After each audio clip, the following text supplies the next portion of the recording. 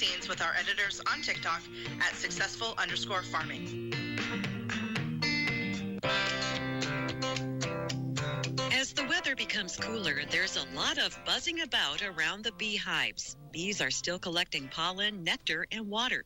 The queen is reducing hive numbers by kicking out the drones and getting their home ready for winter. Beth Conry is the president of the Colorado Beekeepers Association. She says this is the time to give your hives a full inspection, especially the queen and the worker bees. I'm looking to see how much stores, I'm hefting them to see how much they weigh, and then I'm making sure that I've got a viable queen also.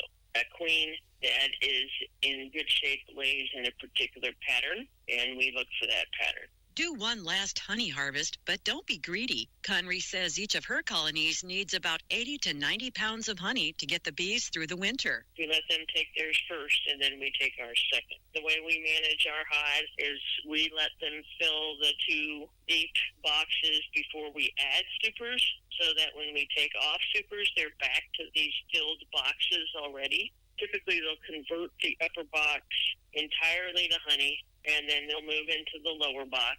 Also be aware that this is the time other bees are looking for honey and could end up robbing your hive. Fall hive management also includes a careful inspection for disease and varroa mites. If mite loads exceed threshold levels, consider your treatment options. If you're in a climate that dips below freezing for weeks at a time, wrap the hives in black tar paper. Black helps absorb the sun's heat, and paper acts as a windbreak. But be sure not to cover the entrance or ventilation holes. Learn more about fall beehive care at livingthecountrylife.com. I'll see you in the country. Living the Country Life. Ideas and inspiration for your place in the country. You can find more information on today's topic, share your tips, and post photos by visiting us online at livingthecountrylife.com. Today's Daily Encouragement by William the Encourager, sponsored by Ted Russell Nissan, home of the lifetime warranty on Kingston Pike. Praise ye the Lord, my brothers and sisters. This is William the Encourager, and I am here just saying, you know the drill. Come on, let's pray. Father, thank you. Thank you, Lord God, for all things great and small. Lord, we thank you, dear Lord God, for, Lord, your love and your grace and your mercy. We thank you for everything. Lord, now bless this day, Father. Bless this Tuesday, Lord, that somebody might come to know you and come to know that without you, they can do nothing. So, Father, we thank you today. So, Lord, just have your way. Have your way in our lives today. It is in Jesus' precious name that we pray. Amen and amen. You know, there are words that kills. You know, we've been talking all day long. And yesterday we talked about the book of Proverbs 18 and 21, which says, death and life is in the power of the tongue, my brothers and sisters. The Message paraphrased it like this: words kill, words give life. They're either poison or fruit. You choose. There are words that can kill a person's spirit. If you were to look through the book of Proverbs, we'd see several examples of murdering words. Words that deceive, words that gossip, and words of anger, lies, murder, trust, thereby killing the things we long for most in the world, relationships. Proverbs 6:16 and 19 declares, the Lord hates 6 things. In fact, 7 things are detestable to him: arrogant eyes, a lying tongue, hands that shed innocent blood, a heart that plot wicked schemes, feet eager to run to evil, a lying witness who gives false testimony, and one who stirs up trouble among brothers. 2 out of 7 are words that deceive. Right up there with murder. Right up there with murder. Did you hear that? Those words that deceive are right up there with murder.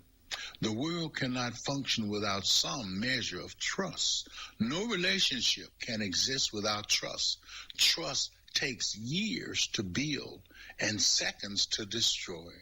lies are death. So, brothers and sisters, be careful what you say, because those relationships that are being built, they are not going to be rebuilt easily. Like I just said a few moments ago, some of those relationships takes years to build. Have you ever really realized that?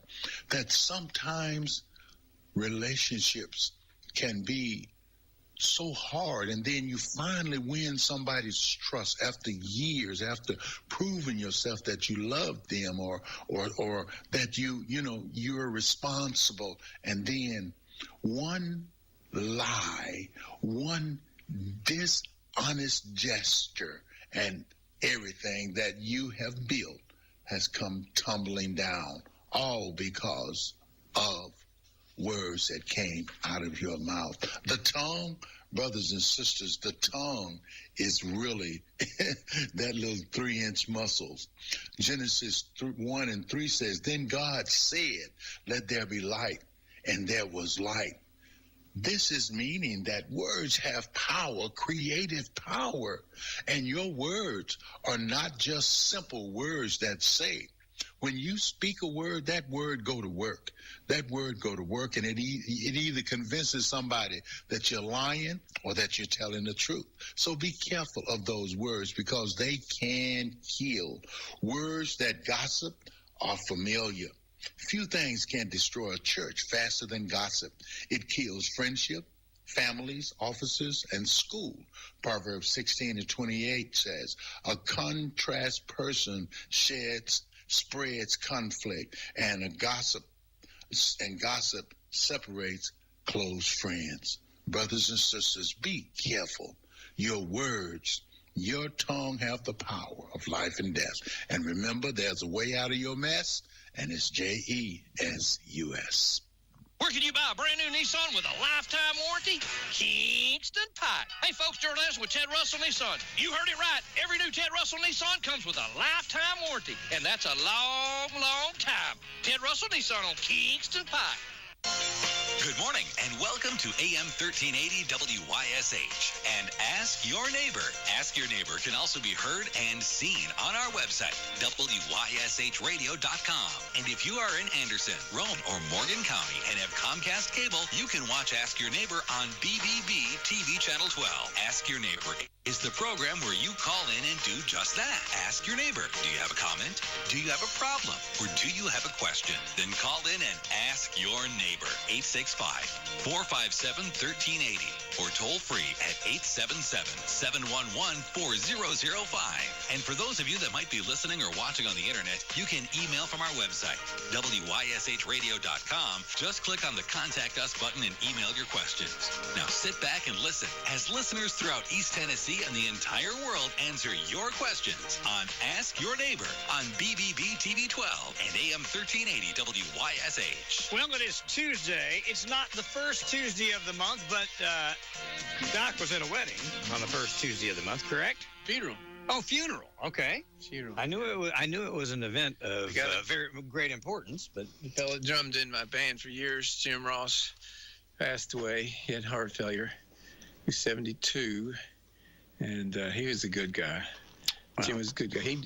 He had drummed for, if you're into Southern Gospel, he had drummed for New Journey, New Song Revival, sort of the same group. Mm-hmm. And then he did some other local groups. John Darren Rousey, who sings with the Guardians, he's a lead singer with the Guardians. He came and sang for him at the funeral. That's a little bit of an honor. And just always happy. Very funny. Very funny. Most drummers are. Yeah. He's a good guy. It's going to be greatly missed. Well, it's good to have you here today anyway. Glad we were able to make it up. And today is Doc's birthday. Happy birthday. Do anything special for 66? I don't know. I think my brother-in-law is going to take me and my wife out to dinner. You met Phil here before. And I don't know. We like running around the Carms. That's our hobby. Searching for whatever finds you can get. And right after you just talked about how hard it was moving all your stuff, you're going to go look for more. Yeah, I don't buy much anything anymore. You just look. Nowadays, I just got stuff and now I just look. I've been shooting basketball a little bit. There's a little park near my house. Mostly just set shots, but I'm trying to get better. I have my moments. I'll turn my my 15-year-old loose on you, James Hickman. He's playing for the Dragons. Is he? Oh yeah. He's a sophomore. It's his second year. He played last year on the freshman team. He's playing this year. So yeah. I saw Trey almost every day there for a while. I was working on that apartment. Over at Home Depot. Yes. It just got to be a thing. Did you ever speak to him? Yeah. BG recognized him before I did, though, but he's too tall now. He's very tall. So I can't deny him. He looks like me quite a bit. His hair's a lot longer than mine. At that age, mine, maybe not that age, but right around that age, mine was a little longer than it is now. Yeah. So I listened to I listened to someone on YouTube the other day. It was like the Billboard Hot 100 through the 60s. So they started January 1960, went through December 1969, and they played like 10 seconds or 15 seconds of everything with number one. And music was so much different back then. Because, you would hear some guy singing in Japanese, and then you'd hear Hard Day's Night, and then after that it was Dean Martin sing Everybody Loves Somebody Sometime.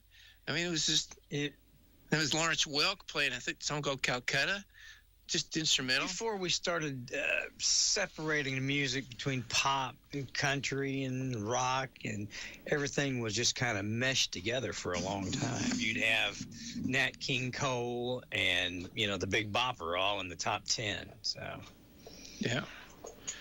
And I thought, people think that like the Beatles and the Beach Boys had a thing going back and forth, and I guess they did a little bit, but really Diana Ross and the Supremes, she was, after the Beatles, she was the next. Mm-hmm. They had like 20, and she had like 12. They had 20 number ones, is that? In the 60s. Yeah. Then they picked up some 7. At one point, they had the top 5 of the top 10. Yeah. There was a little run there where they had week after week after week, they went through all those. So, had Kurt Cobain stayed alive, I think they kind of would have been to new music what the Beatles were. When the Beatles come on the scene, nobody had heard anything like it. And the same thing when Nirvana came on the scene. It was all 80s kind of, glam rock and all that stuff. And then all of a sudden they came on with what became grunge rock, yeah. And nobody had ever heard it, and it just absolutely exploded. Of course, we know the story there, but it's just people come up with this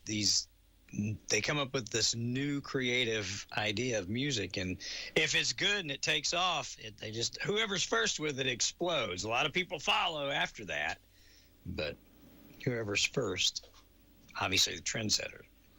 Instrumentation's a bit sparse these days too, I think, because everybody does everything on a keyboard usually. The art of music is I don't know, it's going away if it's not going now. You don't need anything today except I can make a song on my phone while we're sitting here doing this, Or you have AI write a song. It writes it. It'll do the instruments. It'll do everything for it. And so they're not very good. Not the ones I heard so far. But no, they could probably get better. Oh, it'll get better. It will. Yeah, pretty soon it'll be the rare thing will be somebody being able to do their own song live. That'll be, it'll be like, hey, so-and-so can actually play their song. Let's go see them. Yeah. I have to apologize to Milli Vanilli. Milli Vanilli. Don't have to the now. First AI. Yeah, really. The first AI, Milli Vanilli. Yeah, they can use Autotune live now. Oh, they've had that for a while. They had that back in the late 80s, early 90s. You would run it through the soundboard. You could throw Autotune through the soundboard. And then, what came through the monitors back to the artist might not be in tune, but what went out to the crowd was Autotune. And you could usually tell because it was like, it has that, you can hear it tune itself if you know what you're listening for. Like a Cher song. Yeah, exactly. That's exactly what it sounds like. It sounds like she's singing through a keyboard. Yeah, they found if they corrected the monitor, then the artist would, because he sang what he thought was the right note. Exactly. And if you put the right note in his monitor, then he tried to change it again. Yeah, exactly. So if you sitting up close, it might not sound as good as if you're sitting a little further back. Oh yeah, I lived through that era. There was actually a moment in time when we experimented with auto-tune, and it was terrible. And our singer didn't need it, but we would put it. A lot of times we'd put it on background vocals. So yeah, when I went to the studio, all I got was, "Yeah, that's good. Try one more time." Oh no, we'd always get, "You're flat. You're flat." Yeah. Hold your head up. Yeah. Put the mic up. You need to breathe from your diaphragm. Sing from your diaphragm. You're flat. Take it off one ear. Yeah. Take off one ear. That's. I was talking on the air the other day. The song "Happiest Girl in the Whole USA." I was talking about it by Donna Fargo. And I'll never forget when I bought the station back in '90. I came in. And Walt, who does my sports now, his dad owned the radio station, Jim Stair. That's who I bought it from. And Walt worked here. And I walked in and I heard this noise. And I walked into the studio here, and Walt had the headphones on. And he was singing at the top of his lungs, Donna Fargo, "I'm the happiest girl in the whole USA." And we didn't have cell phones or anything in 1990 to get a quick recording. But if I did, I could extort a great amount of money from Walt Stair today by playing that recording, because to say he was off tune would be a compliment. But it was funny. And I walked where you are, walked around to that side, and I saw him. It startled him. He took off the headphones.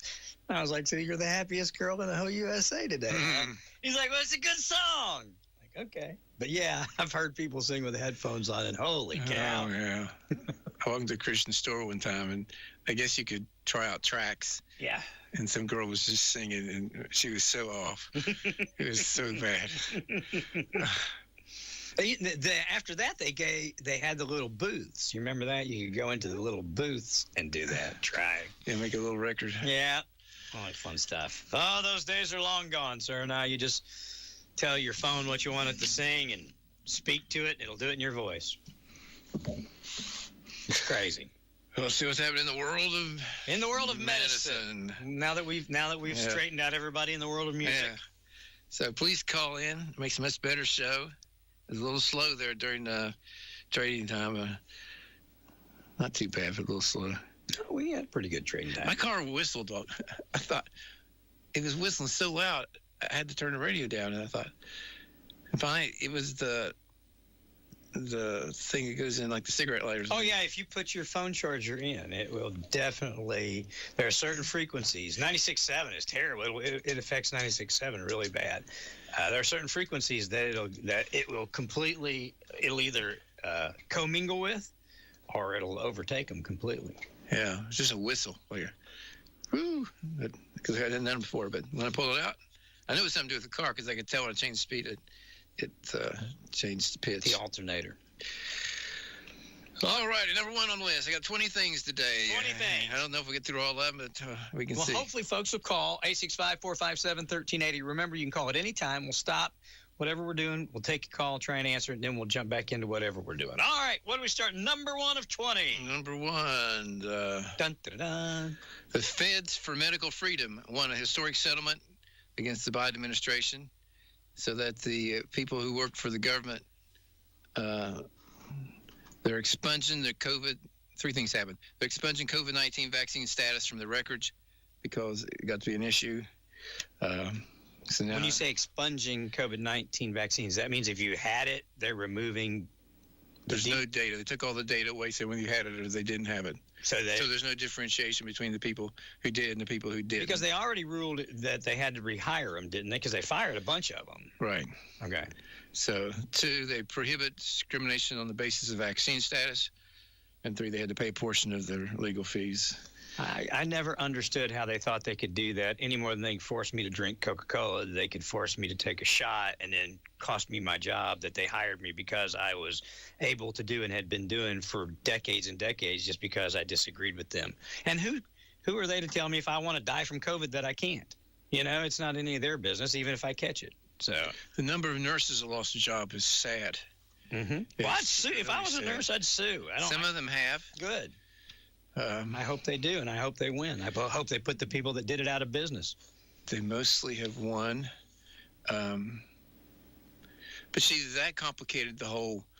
We're overwhelmed with, because in a hospital, you can only have so many patients per nurse. Yeah, and when a nurse wouldn't take the shot and you fired her, then you were in. Then the census got to be, it wasn't big. Hospitals weren't packed with COVID patients, but they made it seem like they were. I don't think there's a human being out there that doesn't understand we weren't. Even the most liberal person understands now that on some point we were lied to. Oh, they might not believe it as much as a lot of conservatives do, but I mean it's just absolute positive fact, proven fact that they were giving us stuff that they hadn't tested, especially in kids. Right. So remember, on this radio station, I don't know, maybe starting around 5 years ago, I said, I think there ought to be a moratorium on vaccines because we just don't know enough about them. And now that's in the main news. You see vaccines are up in question because, one, there were no pre-licensing safety studies on these. They don't get approved like other medicines get approved.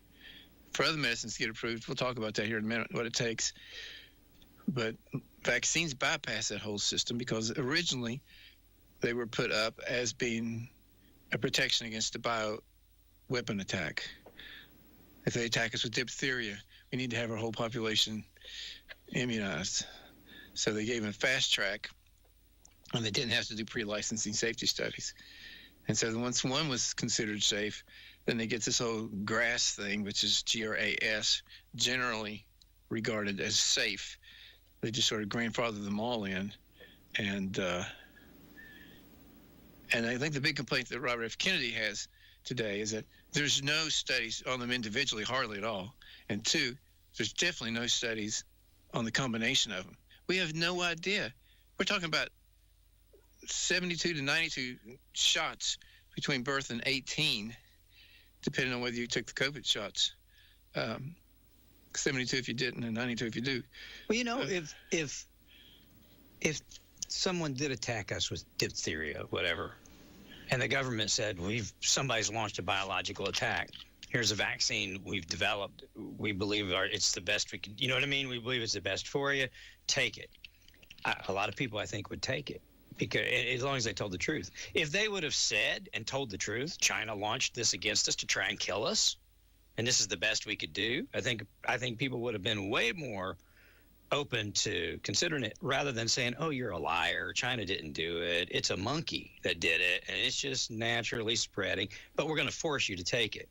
If they had told the truth and told the truth that China literally intentionally cut it loose on population, they locked their own population down. They wouldn't let them out of their house. You go out of your house, you go to prison for the rest of your life. They welded the doors shut. Yeah, they welded the doors shut. They knew what they did.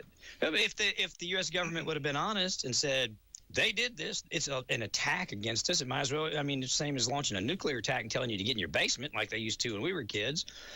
If they'd have done that, I think people would have been more receptive to it. Still might not have took their chances.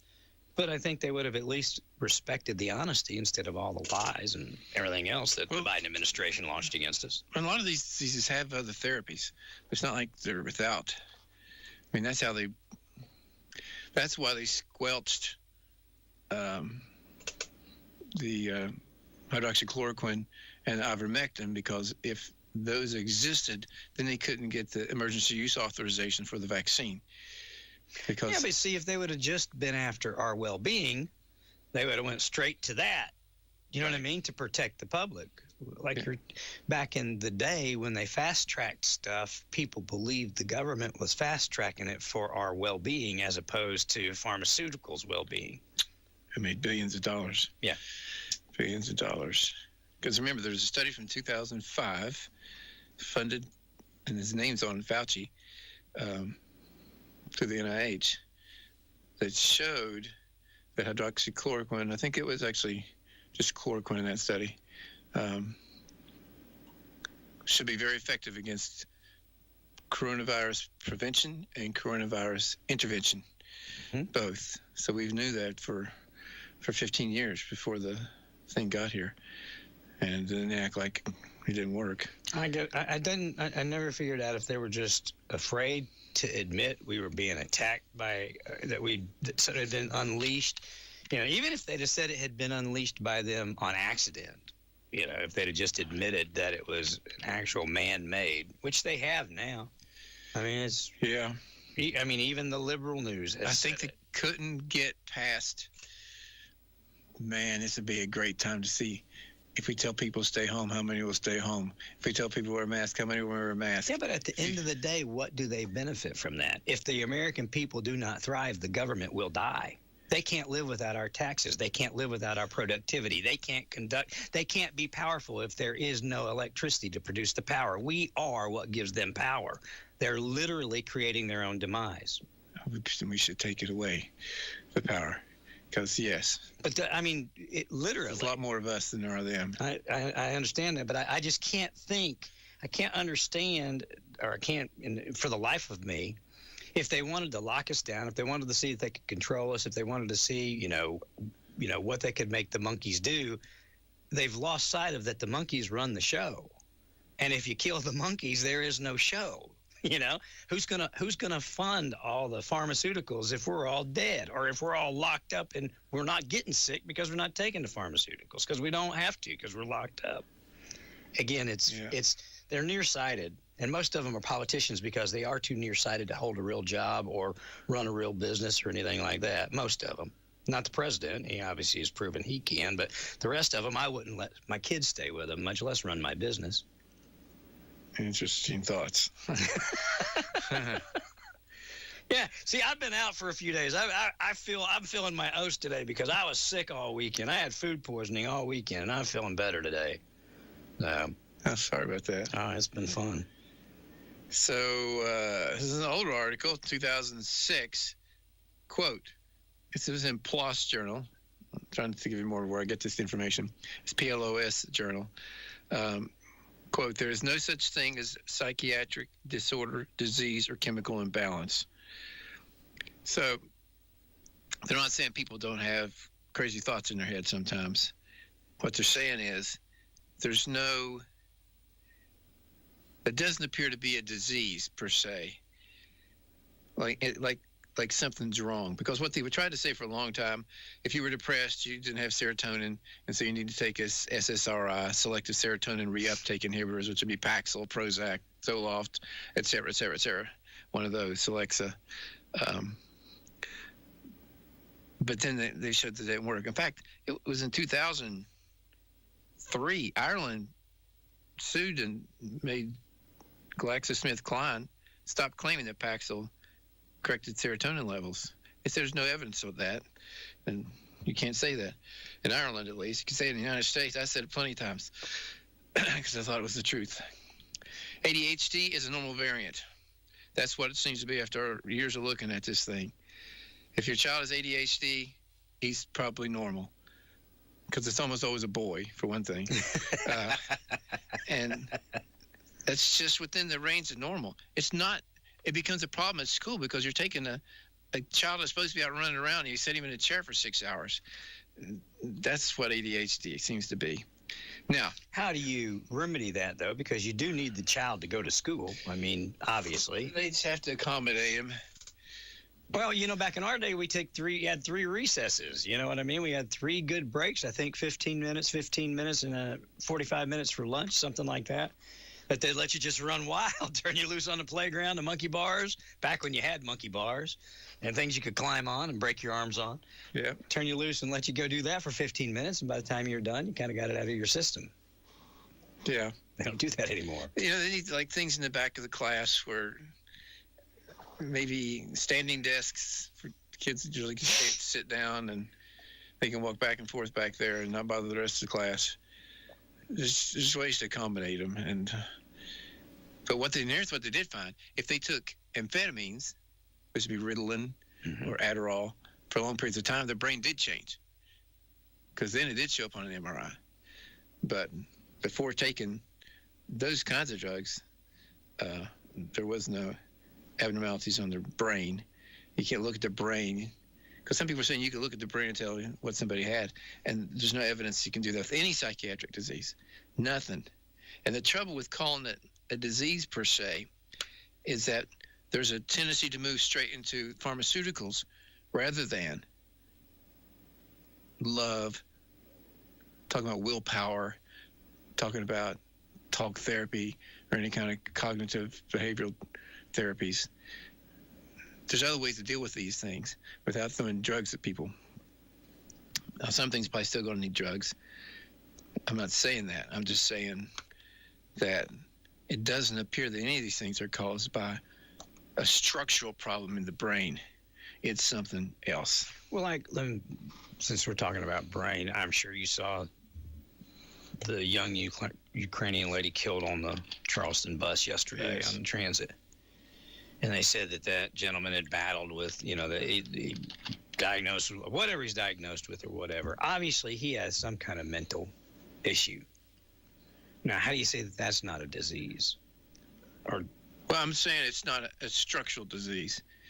Like cancer or a broken bone? Well, I say if you looked at his brain, it'd probably look like your brain or my brain.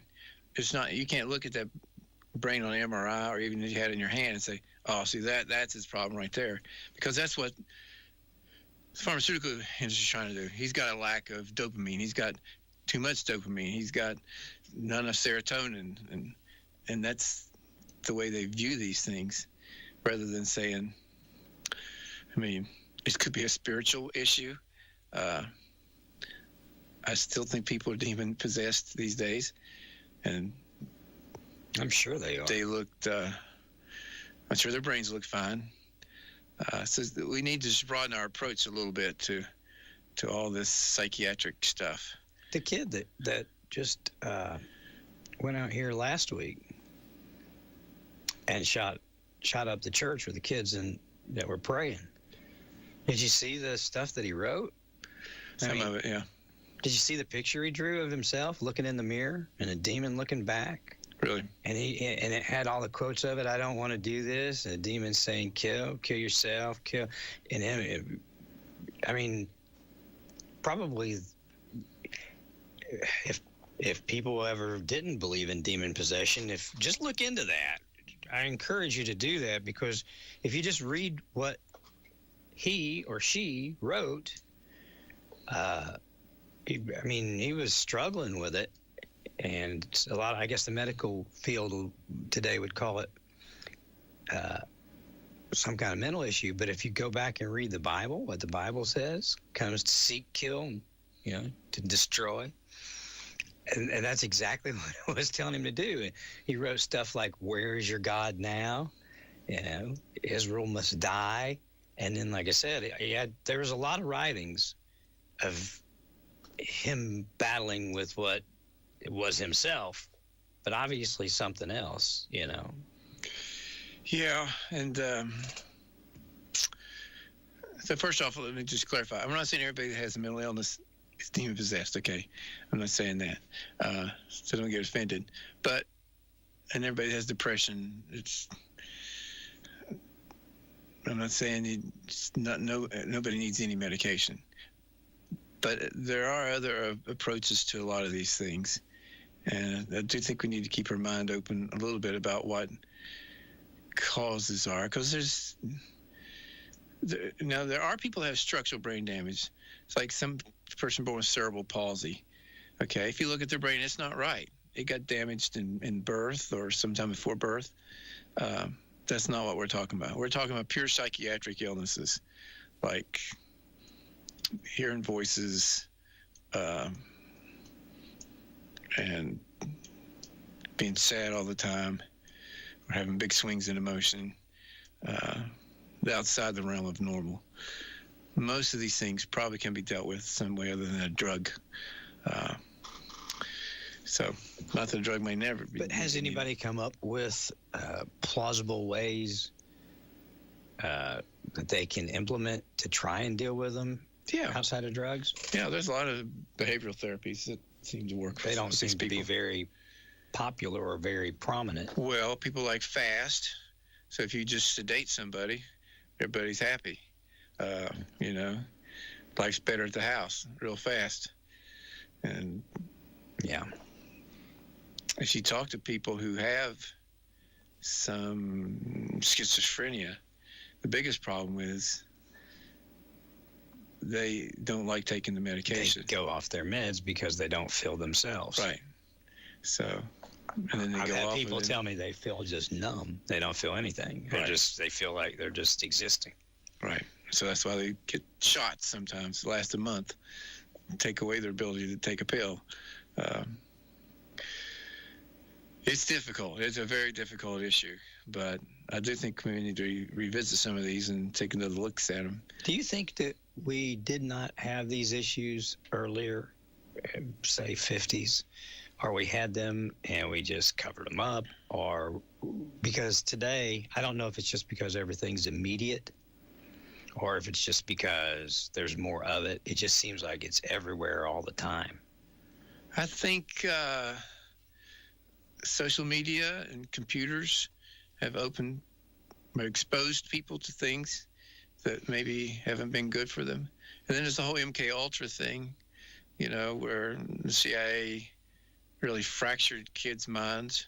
They found out that children, if they're exposed to horrible traumas, their brain compartmentalizes it. So then there's like two of them. There's the one that was exposed to the trauma, and then there's the one that turned that part off. So then there's like two of them, and then they get bounced back and forth in their personality between one and the other, these multiple personality kids. And, they gave me LSD. You can read MK Ultra. It's horrible. And I'm probably sure it's probably still going on. And I think some of these shooters probably, so all these shooters have psychiatrists. All these shooters known about by the FBI. Yeah, we talked to him 2 weeks ago. I mean, it seems like almost every one of them, the FBI knew about him. So, I don't know. They're not random people, I don't think. Because the best way to control a population is through fear. They learned that from COVID, if nothing else. But again, control us for what? I think they get scared, just like you said, because we are the source of their power. If we ever woke up, it'd be bad news for them. So they have to find ways to keep us not awake. And we sort of live life in a cage in America. We think we're free. We have a facsimile of freedom. But pretty much we all do this. We all go to school to some degree. We learn something. And we all get in debt. We all work to pay the debt off. I mean, we're sort of in a little trap here. Is there another way to live where you don't have to but take we're that not route? forced to do that. You don't have to go to school. Your parents can keep you home and homeschool you. You don't have to get in debt if you don't want to have, a new car or whatever. But we all do. We do. We do because of the things that we, that we want and desire.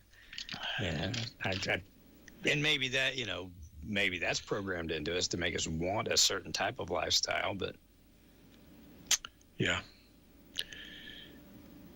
I think it's complicated. I think it's going to change, though. Me and you aren't going to fix it today. No. There was a lawsuit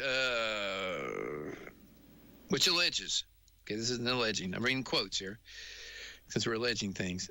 California hospital concealed evidence linking catastrophic surge in stillbirths due to the COVID vaccine, end quote. Michelle Spencer, who was a nurse at Community Medical Center, said that the hospital deliberately and selectively, as in quotes,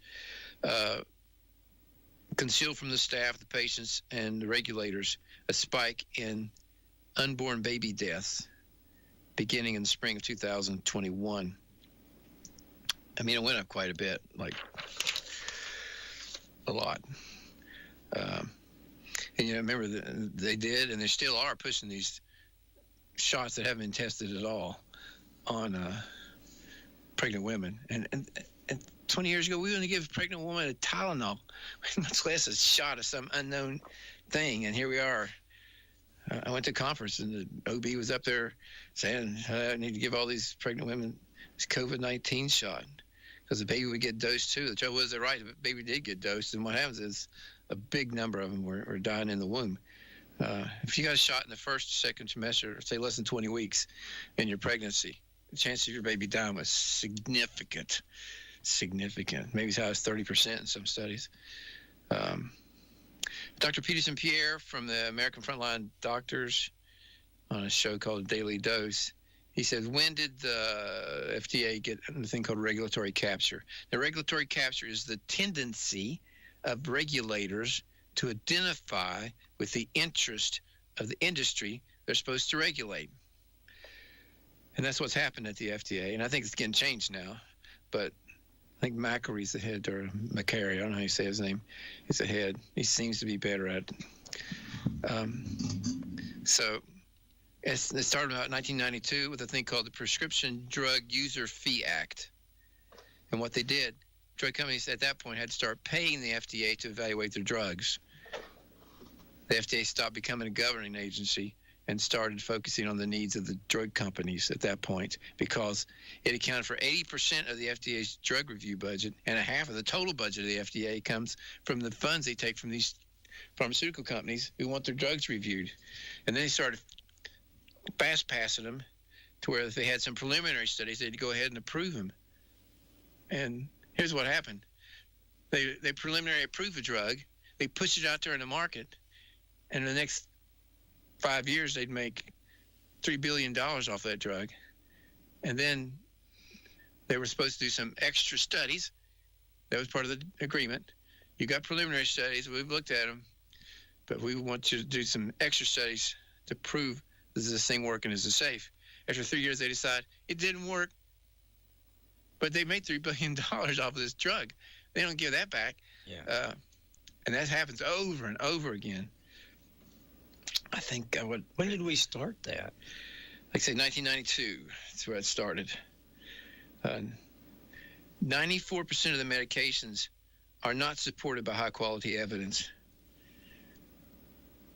That's Marina Zeri said that every 5 years, the drug companies and the FDA meet in secret and they renegotiate the terms of this. I think they ought to make everybody in the FDA and everybody and all that testify to how many of the COVID shots they took. I did. I'd pull them in under oath and say, how many did you take? I know that Simone Gold, who's a ER physician, I think he took part of her licensing away. She's a lawyer and a doctor. But she said during COVID, she got about 200 calls from Congress to write a script for ivermectin for either a congressman or their staff because they weren't taking the shot. That doesn't surprise me at all. Remember, guys, you can call 865-457-1380, 877-711-4005 at any time. We'll stop. Doc will listen to your questions or comments, and we'll pick back up here with what he's got. So in June 2025, this summer, the Supreme Court of the United States upheld the Tennessee ban on gender-affirming care. So somebody took Tennessee to task and went to the Supreme Court, and we won. Said, yeah, you can't do it here. It's just really mutilation. These poor kids that wake up and then want to change back. It's just so sad. And again, I just say this, we won't let kids play with knives at that age.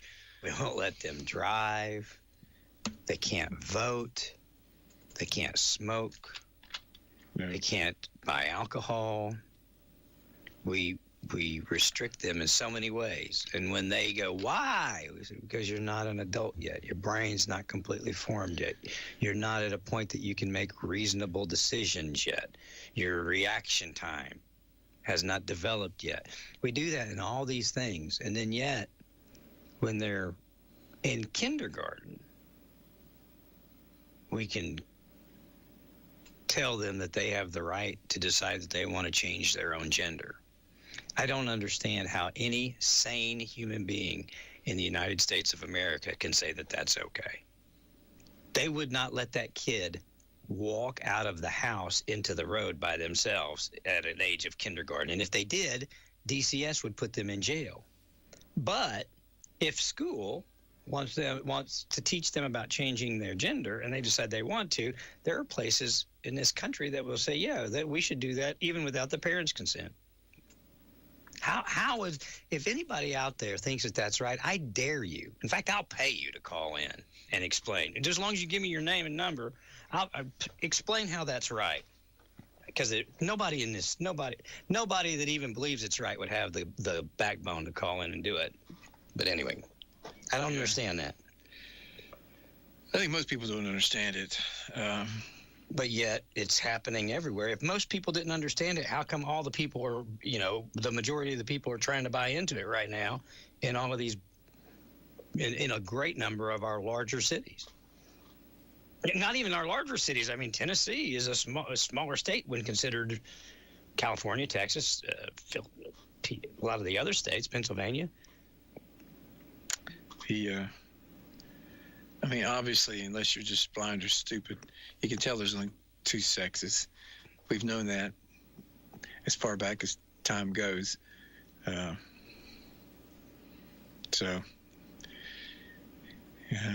Just that's the way it is. It's better to accept some things. I'm not saying people there aren't people out there with different desires, but it still doesn't change the reality. It comes to delusion. The American Frontline Doctors also reported the FDA approved drugs that kill an estimated 128,000 Americans each year from adverse events. Okay?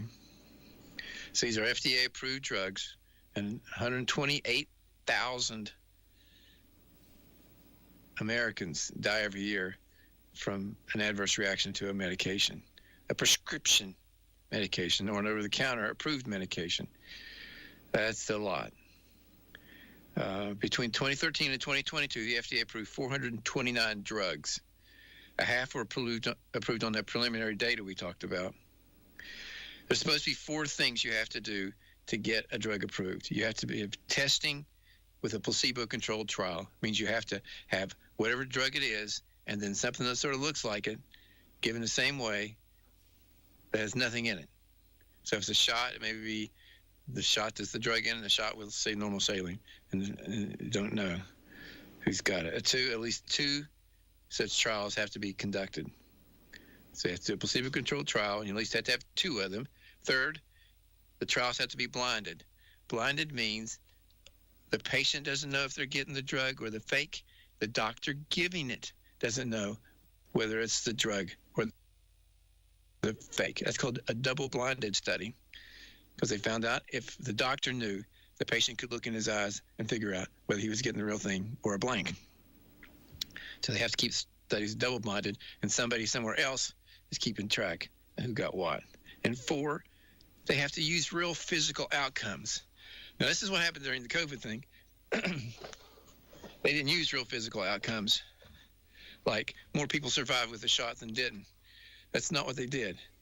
When they said it was 95% effective, what they were meaning, it was 95% effective at making you have an antibody response.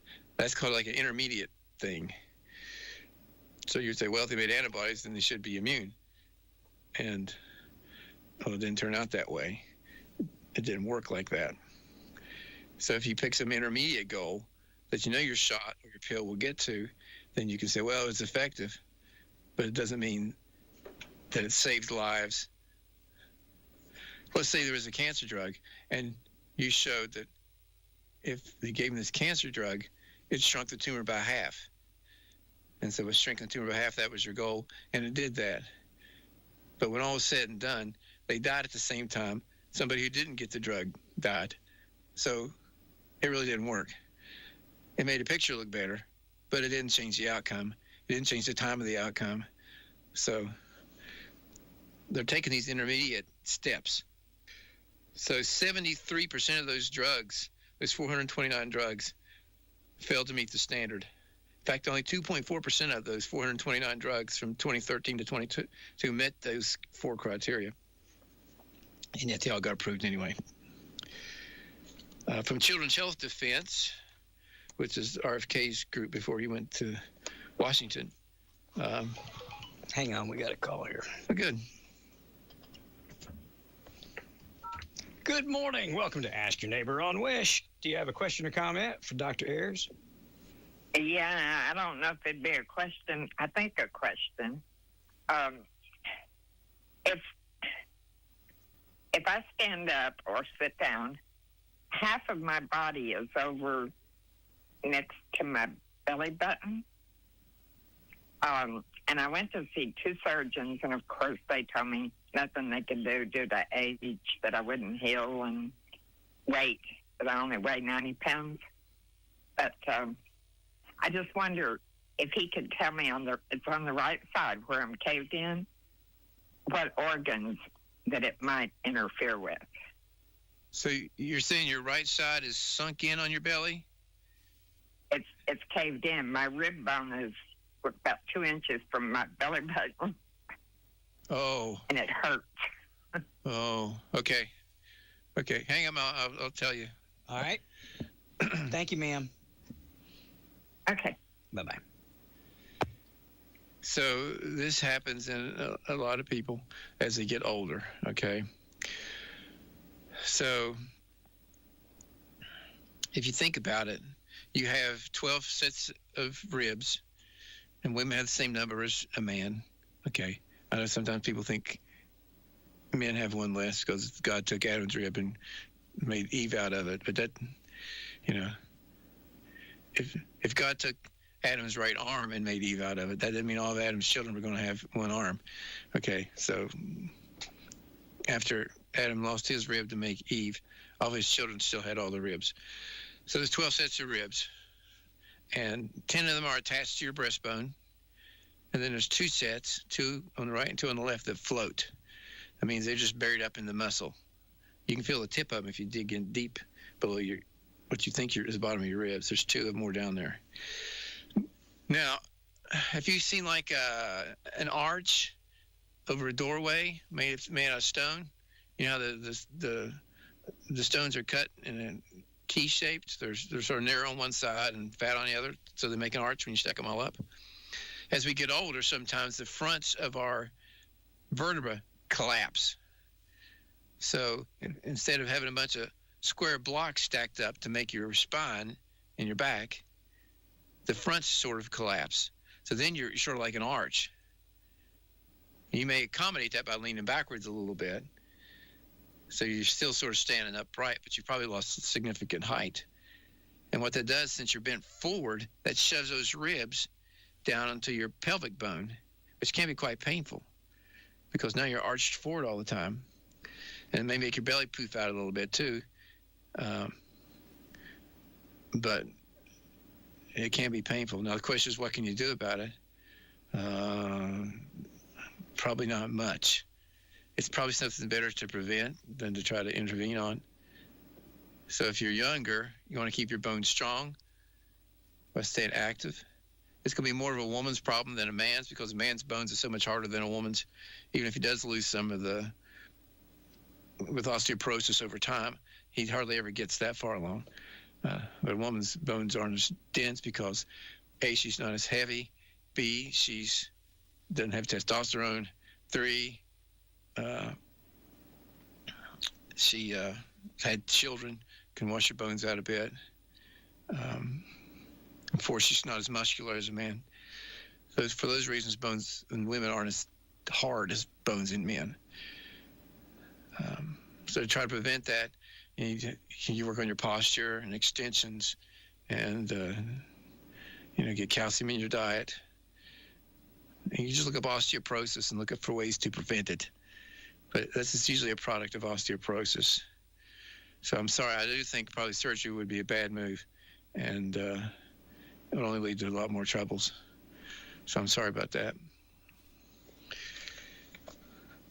Alrighty.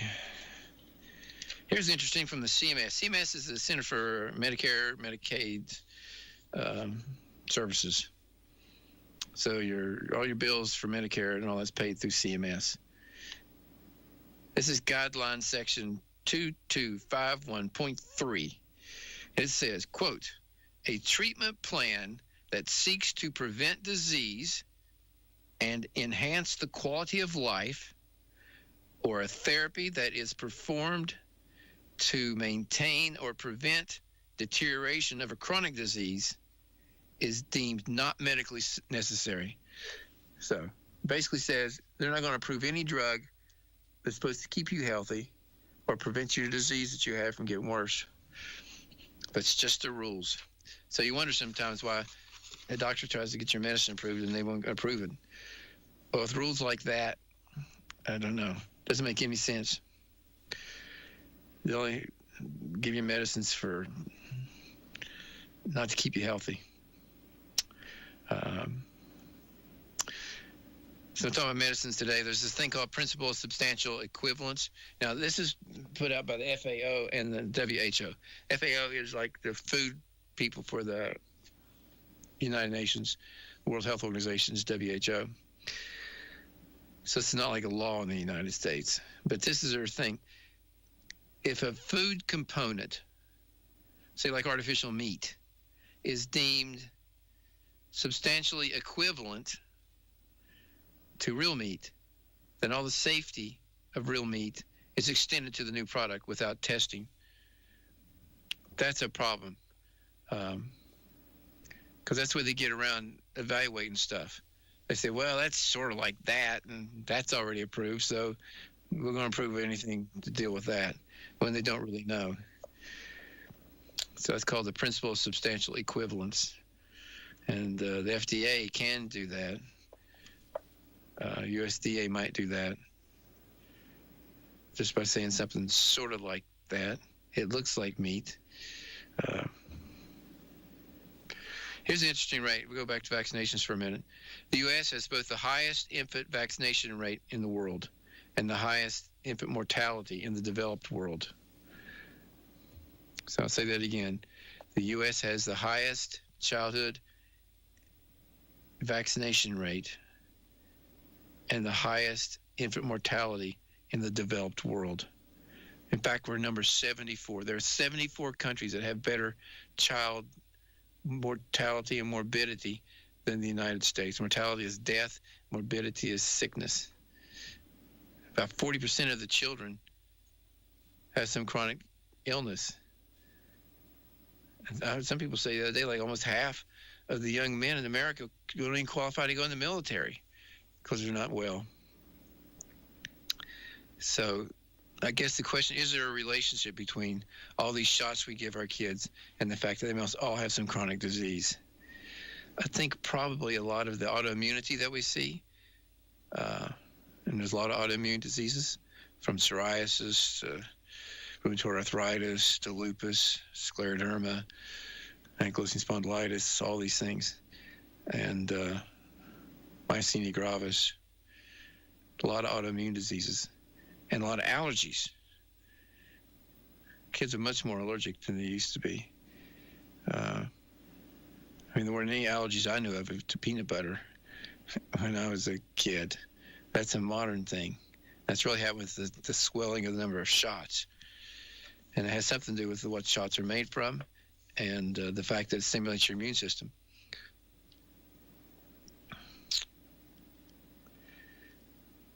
This is interesting. You need to pay attention to this, okay? If you're taking any notes today. There is an association of artificial sweeteners with strokes, okay? So aspartame probably has the most studies on it. If you drink aspartame, your chance of having a stroke is higher. There was a study in Scientific Reports, Nature Research, that showed they were trying to figure out why that was, and it seems like it causes inflammation to the lining of the blood vessels. There are different kinds of strokes, say 3 kinds in the big scheme of things. There are 2 kinds, I guess one. Let's break them into ischemic strokes and bleeding strokes. So ischemic strokes means something didn't get enough blood. Bleeding strokes means a blood vessel in the brain sprung a leak. Better to have the first kind than the second kind. The second kind, a lot of people don't survive if the brain bleeds. The first kind, a lot of people do survive. And some people fully recover or seem to fully recover. So the ischemic kind, there's two kinds. One, something just clots off out of the middle of nowhere, got a blood vessel, looks like it's open. Next thing you know, it's plugged up. It just made a clot right there on the spot. And then there's the embolic kind. You're throwing clots from a heart valve or somewhere else, and it goes up and then it blocks the blood vessel. So those two kinds don't get enough blood.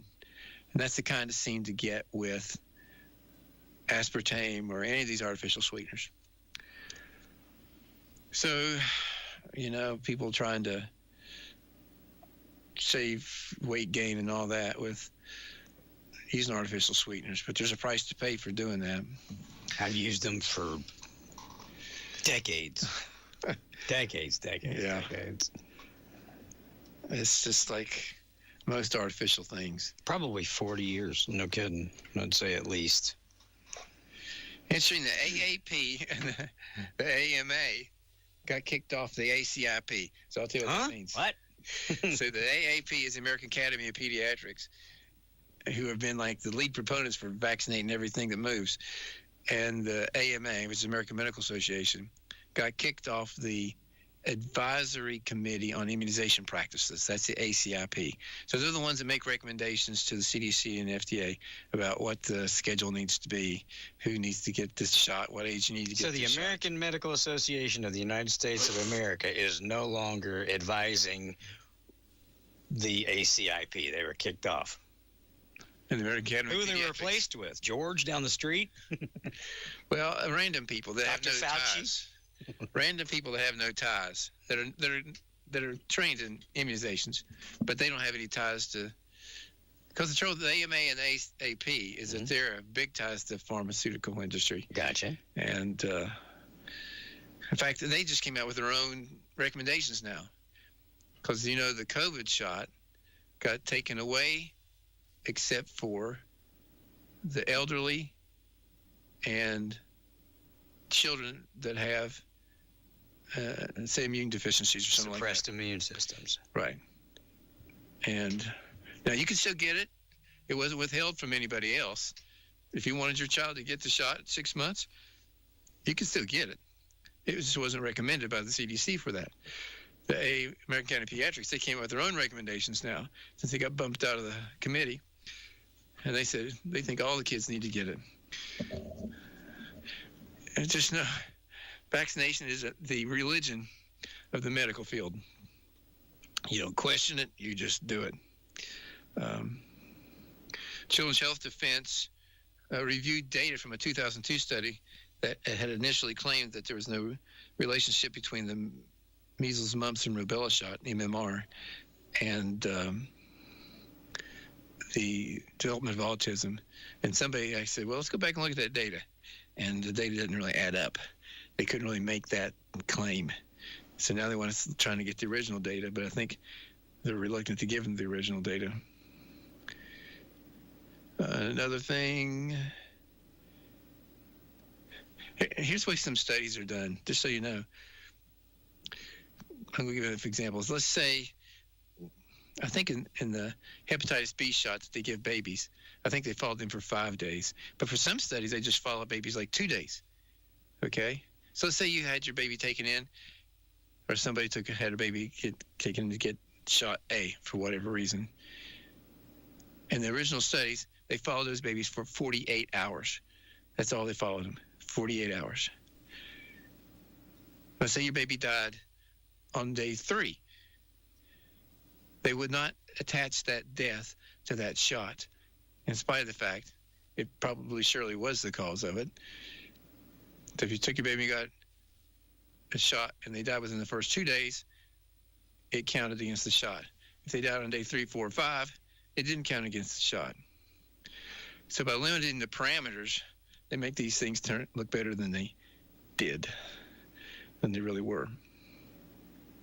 Now this is interesting too. So if you're pregnant or think about getting pregnant, these were women who were immunized with the COVID shot while they were pregnant. All right? And they didn't have a miscarriage. So it means they probably got the shot sometime after 20 weeks, and some of them before that. But what they found in the 0 to 4-year-old, because we're that far out now, death is up 77% from all causes. You heard me right. 77%. Now, this is data you can get by looking at how many babies died. And it was from a whole variety of things. Renal function issues, meningitis, viruses, liver and digestive issues, respiratory problems, congenital disorders, means they were born with it, cardiopulmonary disorders, nerve system, epilepsy disorders. Those are up from 135% to 37%. Overall, the death rate's up 77% in babies who received the immunization through the blood of their mother that went through the placenta, and then they got it because they were still in the womb when they got the shot. That's a big problem. And they think it's just going to trend higher over time.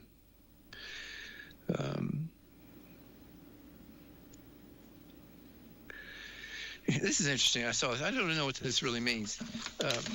Somebody said, hey, don't throw away all that COVID-19 stuff. I know it's old and past due, but we can use it to make biosensors. So I'm thinking, what's in that shot that they think they can make biosensors out of? So that's their new plan. They're not going to throw away all that old shot. They want to give it to make biosensors in people. What exactly are biosensors? Well, it's sort of, if you got a Fit Watch, I don't know if you still have a Fit Watch. You had one? No, I had one a long time ago, yes. So, it reads stuff through your skin. Mm-hmm. So it's a biosensor, but it's an externally applied biosensor. Some people wear pads on their arm if they got diabetes, and it tells the sugar all the time. Those are biosensors. It's picking up something about your body, your temperature, your sugar, your blood pressure, your heart rate, all that stuff. But they want them inside you, and then they can pick it up on Wi-Fi and other things. And speaking of Wi-Fi, pay attention to this, okay? If you got small children at home, especially new babies or you're going to have a baby, high wireless radiation in the house is linked to 3 times the number of developmental delays in babies. Some of these developmental delays are mental, like late talking, and some of them are motor, trouble walking.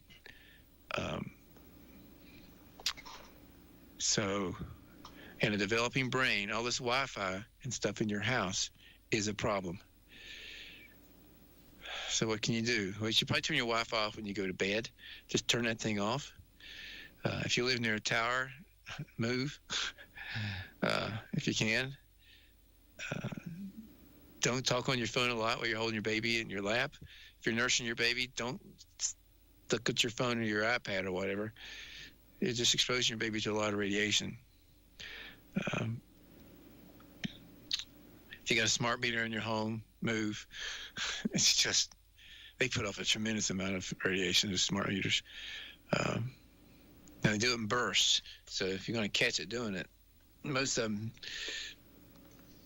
do it, on the spell. It'll take up data. But don't get stuff in your house like, this whole Internet of Things, IoT. So don't buy a refrigerator that knows what day of the week it is and what day you put the mayonnaise in there and when it's going to go bad. Don't get a thermostat that can be controlled through your smart meter. All this stuff is radiation. And people have light bulbs. They can hear them talking, or they can just tell them to turn on and off. It's all cool stuff, I'll admit, but never before have people been subjected to this amount of radiation. And people ask, what's the safe amount of radiation? 0. Okay?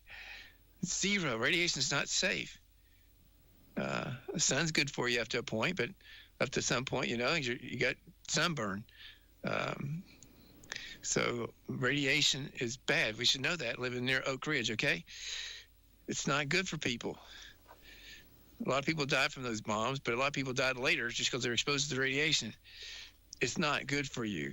And Wi-Fi is radiation. 5G is radiation. 6G that's coming is radiation. 7G that's coming after that is radiation. And it's all harmful. And we don't even know what the effects are. Just like immunization, people have been given carte blanche. The FCC is giving carte blanche to all these companies putting up towers. They don't have to have any. They can plop them anywhere they want. And what they're doing now is that they're doing it all behind your back. So then they put up a tower really fast that's maybe out your backyard. And you didn't know, was it going up? You didn't get to tell anybody you didn't want it or register a complaint. They're making these deals behind closed doors, and then they're just throwing it up real fast, and then you can't get it down after that. It doesn't matter what you do. Alaska's having a lot of that. In Sitka, Alaska, they came in there and threw up a bunch of stuff. And now they're hiding them in the towers of churches so people can't see them, or they make them look like trees. It's all pretty weird. A dentist named Dr. Bill Osmondson, he testified that there was 0 safety studies on fluoridated water, and that's apparently true. So if you want to know how many studies they did before they put fluoride in your water, 0. They just thought it was a good idea. It's considered one of the great medical things of the 20th century, but fluoride is toxic to young brains and developing brains. So if you have children, you're going to get pregnant. Don't drink fluoridated water. It's the brain is about stable once it gets developed. Nerve tissue is sort of stable, but it's definitely not stable when it's growing. And finally, half of American schools require equitable grading. If they have equitable grading in your school, get rid of it. Here's what the equitable grading means. 1, unlimited retakes, no late penalties, nobody gets a 0, there's no homework, and participation is not required. That falls under equitable grading practices. So you get kids that made B's all the way through school, and then they take the proficiency test at the end, and they fail. You say, how did I make B's all the way through school? How did I fail? Because, life doesn't have equitable grading. Now, life is not equitable. So we need to prepare our children for the real world, not some fake world that somebody's dreamed up. Again, these are things that I do not understand the end game on that. You teach a kid that the smartest kid in class makes 104 and the least smart kid in the class makes a 20. You put those together for 124 and everybody gets a, 62. I don't understand what the person that thought this was a good idea felt the positive outcome would be. To make the smart guy feel dumber or make the dumb guy feel smarter? If it's to make the dumb guy feel smarter, that's a nice sentiment until you ask him to fix your car. And you know what I mean? Or you ask him to read something to you, and they can't. So I just don't understand. Somebody needs to explain to me. It's not necessarily what they're doing. I just want to know why. I want to know the logic behind it. If somebody could explain it to me, maybe they could educate me. But what is, it's like grading on the curve. I remember in college, I loved it when they graded on the curve because I was always the guy that got the benefit. There was always people smarter than me in school. But I felt sorry for the people that were good because, their curve came down while mine went up. Well, I saw something from Adam Smith. I think he was an early economist in the United States. He said, to forgive a criminal is to punish the law-abiding. And he said several things of like ilk, but that's the truth. By rewarding somebody for bad behavior, you're really punishing the people that did good behavior. Somebody's going to get punished. Okay. Well, just like the girl that got killed on the train was punished because that guy 14 times before was forgiven in broad speaking, of all the heinous felonies and crimes he'd committed before. Right. And now she's dead. Right. He should be dead. So he can't really, by accommodating, I'm not saying to be mean, but if you accommodate the weak, then you're really punishing the strong. It's just the way it is. There's no getting around it. The reason there are strong is to help the weak. That's why God made people. I mean, that's why we're different. And those of us that have talent or strength, it's, I think, only humanity that we help those that don't. Not everybody, not everybody is born to be a great artist, but a great artist can teach somebody that can't draw to draw something halfway decent.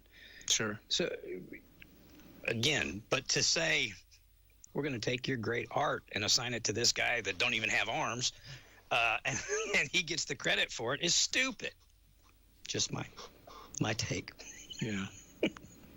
I was reading Genesis, I guess the day before, and the original sin and all that. And I thought, God made woman. I thought, why is there man and then there's the word woman? I like where words come from.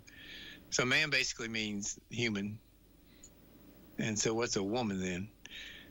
Well, a woman originally was written Wifman, like W-I-F-M-A-N. And Wif basically means female.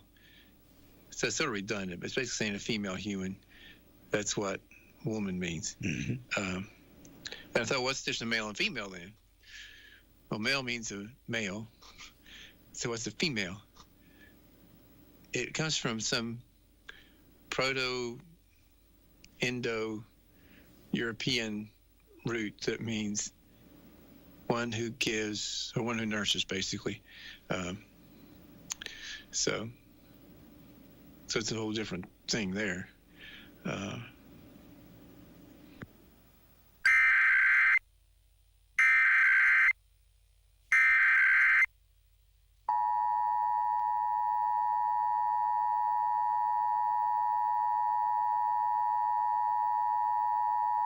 This is a coordinated monthly test of the broadcast stations in your area. Equipment that can quickly warn you during emergencies is being tested. If this had been an actual emergency, official messages would have followed the alert tone. This concludes this test of the emergency alert system. Half of American schools require equitable grading. If they have equitable grading in your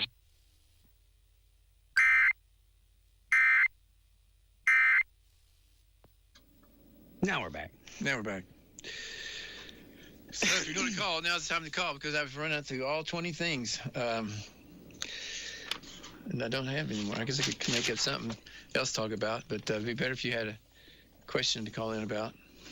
865-457-1380, 877-711-4005. Let me see what else I did. I put all these things in a file. I look at them throughout the month, and I stick them all in one spot. I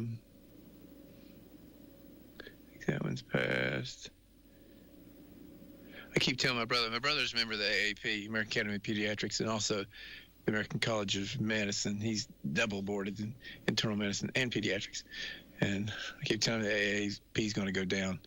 They just they seem to be blind to the fact that nobody's cool with what they're doing.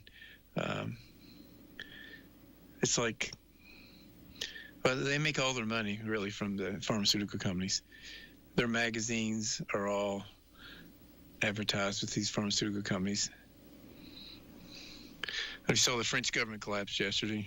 Yeah. And again, England's going to collapse. What's going to happen? You can't live like that.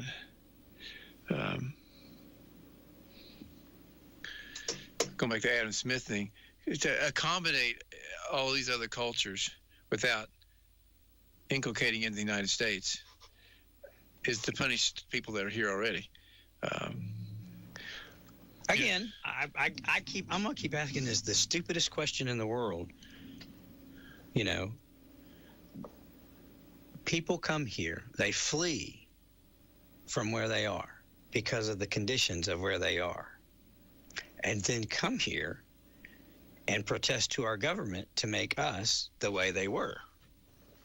And thus, will become exactly what they just ran away from. How is it that we're too stupid to see that?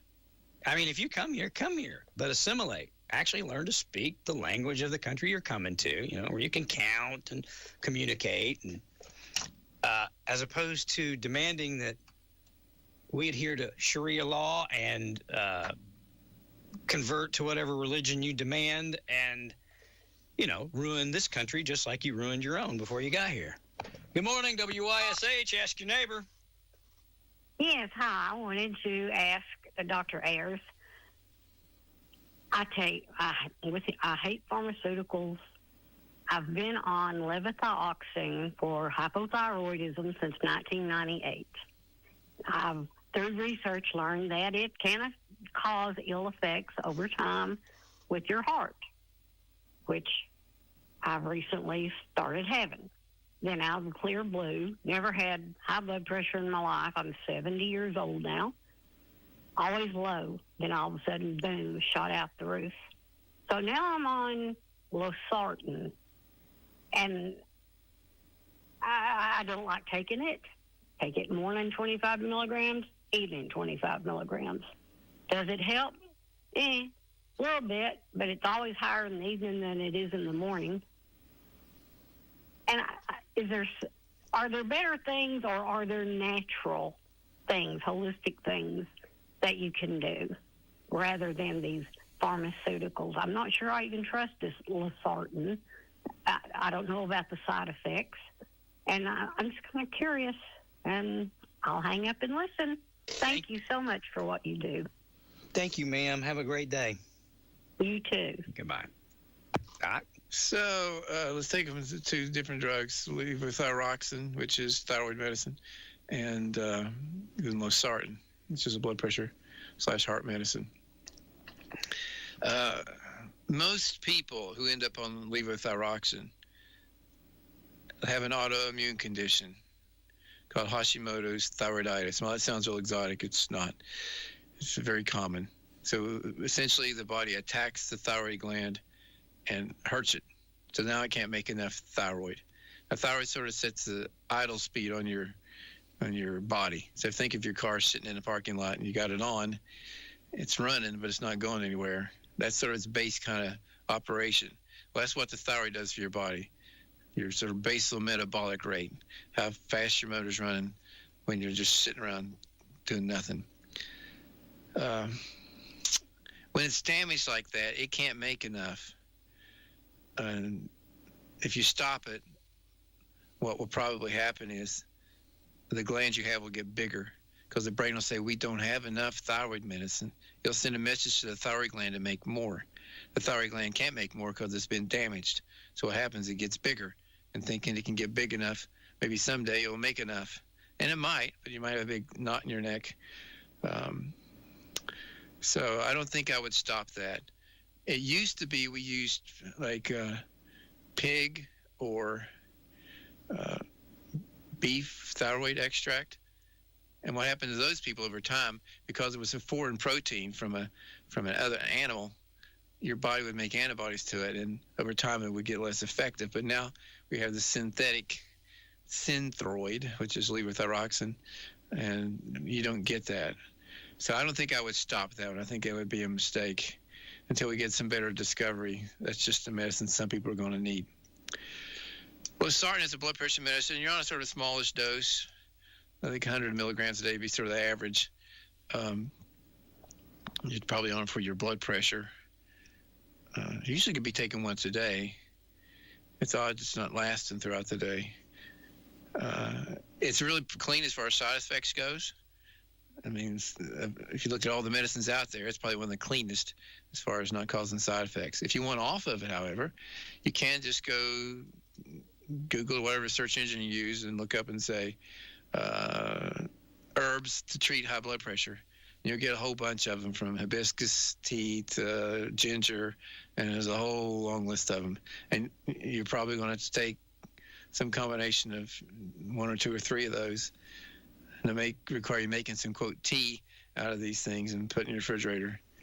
But there is probably a way to get off of that if you wanted to get off of it. And, of course, try to get in your best shape possible with some exercise and keeping your weight right, avoiding alcohol, and all those things. That'll probably keep your blood pressure down, too. But there are herbs out there. You can just look them up. I don't know of any herb that can replace thyroid. It's its own thing. You need it, and if you don't have it, bad things will predictably happen. There you go. And that's the name of that tune. Okay. Beretta. Anything else this I don't think of anything else. Unless you got a whole other topic you want to talk about. It's all up to you. I think I've worn this one out. All right. I think my favorite Beach Boys song is okay. Please Let Me Wonder. You should look that one up if you look it up on your phone. That's my favorite one. I mean, I like Good Vibrations, and they only had 3 number ones in the 60s. Mm-hmm. They had I Get Around. They had Help Me Rhonda, and then Good Vibrations. One of my first concerts was the Beach Boys and Chicago. Well, it doesn't seem like they would tour together, but that's what it was. And then they went 21 years or 22 years without a number one and had Kokomo in 1988. Mm-hmm. That may be the record for number ones. I was trying to think of when it was when I went to see him. Might have been 89, somewhere, not 88. It was probably 81 when I went to see him. 80 or 81. You know, the guy that wrote Kokomo, he died shortly after that. He was the tall guy in The Mamas and the Papas. One that sort of wrote most of their music, like Monday, and All the Leaves are California Dreamin'. Yeah, he helped write that song. California Dreamin' is a great song. Yeah. They did the backup for another guy singing it, and then the guy heard them singing it and said, "We'll just forget about that guy." We'll do it. Yeah. Interesting stuff. All right, Doc. So, no big birthday plans, huh? Just going to dinner? I think so. That's plenty. Wife's been ill last week, so we've been sort of housebound. So anywhere we go, it'll be different than what we've been doing. Yeah, I get Wednesday. I'm not gonna say the restaurant, but we got. I'll just ask this: did anybody here in Clinton eat at any of the local Chinese restaurants? We've got a number of them. So, but Wednesday night, I woke up Thursday, was sick. I came to work, but I had to leave. And then I thought I was okay Friday, and I came in and had to leave. And then all weekend I was sick. And then yesterday I was sick. So I'm fine today. I'm good as gold right now. But I don't know what else it could be but food poisoning, because it was all the symptoms of it. So, how long from eating until you got sick? Maybe. I woke up in the middle of the night after eating at maybe 7 or 8 o'clock. I woke up maybe. So it's probably staphylococcal. I don't know. So it was. Yeah, I woke up at like 3 a.m, sick, my stomach going crazy. So yeah, it's fast. But it lingered. Usually I thought stuff like that, a day and gone. But depends how bad you got it, I guess, how much you got in you. It lingered. Staphylococcus, it makes a toxin. So you see a lot of church picnics if they leave like egg salad sitting out too long in the sun, and it starts going bad. Staphylococcus starts growing in it. Staphylococcus makes a toxin, and the toxin is what makes you sick, as opposed to like salmonella or Shigella or Campylobacter, which is a bacteria, and the bacteria is what makes you sick. It takes a little longer for that to sit up. So if it's fast, it's probably just the toxins from sitting out. Well, I have a bad habit of, I've got my water can in here, whatever it is, my water. I have a bad habit of just, as it gets low, putting more water in it, put more ice in it, put more water in it, put more ice in it. And then one day I don't know, I just drank all of it and just so happened to look in it, and had mold, everywhere. And I was like, holy cow. And I'd been drinking out of it. So I look in it from time to time, and it's still, it gets mold in it. I thought, well, maybe I got mold in it. Or maybe that's why I don't usually get sick that often, because consuming mold. God, for most people, God give you an excellent immune system. He knows the world you live in and what you eat and what you're exposed to. I mean, people before us had a lot of questionable foods, been sitting out a long time. And so one way to keep your immune system good, most of your immune system is actually in the lining of your bowel and all those bacteria that are in there. So that's why you should eat some fermented foods regularly, like sauerkraut or kimchi, if you like that stuff. Or you can drink kombucha, which is a fermented thing. Yogurt's okay, but yogurt usually has one bacteria in it. Or you can take probiotics, which are basically bacteria. That will help. Hang on, we got a call. So, good morning, WYSH. Do you have a question or comment for Dr. Ayers today? Yes, I do. Now, what was the name of the Beach Boys song that he liked? Please Let Me Wonder. Yeah. Please Let Me Wonder. Thank you. You're welcome. Bye-bye. It's good. Bye-bye. So, yeah, fermented food. And you haven't been sick, you should probably consider eating some sauerkraut, because it says it'll wipe out your intestinal bowel. And that's really a big part of your immune system, is that. And then the vitamin D. I'm going to have to learn to like sauerkraut, because my wife's been trying to get me to eat it. And it's not I bad. saw Secretary Kennedy was talking about it. That's part of his diet. What did he say? Protein? I can't remember what he said. That he stays away from a lot of the starch and all that stuff. Protein and then fermented foods, like meat and fermented foods, is what I kind of took out of it. Yeah, you need a certain amount of protein, and then you need some fermented foods. And then keep your vitamin D up by getting out in the sun. And like I say, at least 20 minutes a day, as much skin as you can expose without getting arrested. And that will help keep your vitamin D up. Remember, in the COVID, anybody had a vitamin D above 50 never died. Hardly even went to the hospital. It's just because it was so effective at fighting off this illness. So get in the sun. Right, and if you can't, you need to take some. And say 2,000 units a day if you're getting out in the sun in the summer. And in the winter, you should probably take 5,000 international units a day. That's why it comes in IUs. And then that'll usually keep it up high enough. That'll keep you from getting sick a lot. Another thing I would say, if you're a young woman, childbearing age, you have a husband, have a lot of babies.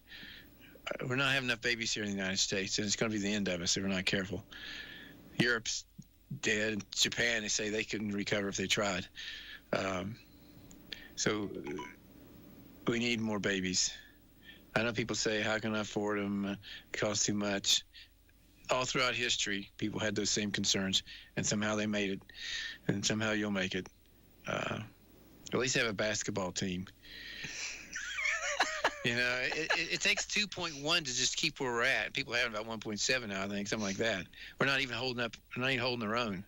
I got 3. I did my job. Yes, you did. So have more babies, and have them when you're young. It's a lot easier to have them when you're young. Amen. I will testify to that. 18 to 25 is probably your best years of making babies if you're a woman. And most women are waiting until they're about 30 to even think about it. And so about 1 out of 5 women are having trouble getting pregnant because they waited so late. Now these movie stars have them in their 40s, but trust me, they're spending a lot of money to make that happen. Well, sure. Probably money you don't have. You're speaking of not having money.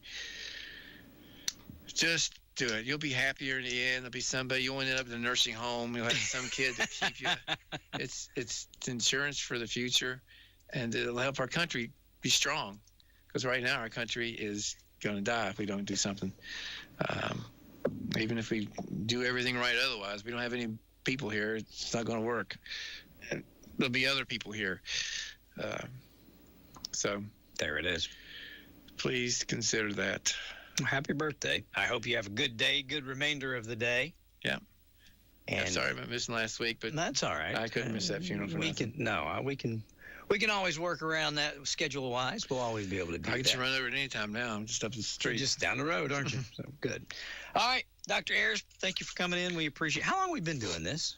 I would say pushing probably 15 years. Is that when you started your practice here?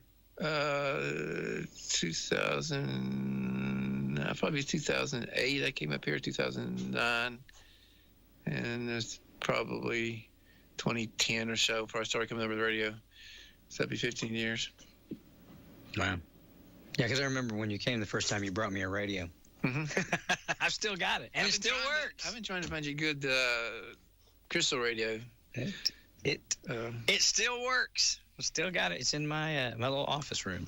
All right, guys, have a fantastic day. We'll be back with more great classic hit country music on the way tonight. Trading Time Prime Time. I believe Melissa will be here with you tonight, so make sure you tune in, dial in for that. If there's anything we can help you with, 457-1380. Thank you for listening to AM 1380 WYSH and Ask Your Neighbor. Make sure you tune in at 10 a.m. each day, Monday through Friday, right here on AM 1380 WYSH and BBB TV 12. Or listen live online at WYSHradio.com. And remember, if you have a question, comment, or problem, call in tomorrow and ask your neighbor. Or email from our website. It's Ask Your Neighbor. Thanks for listening.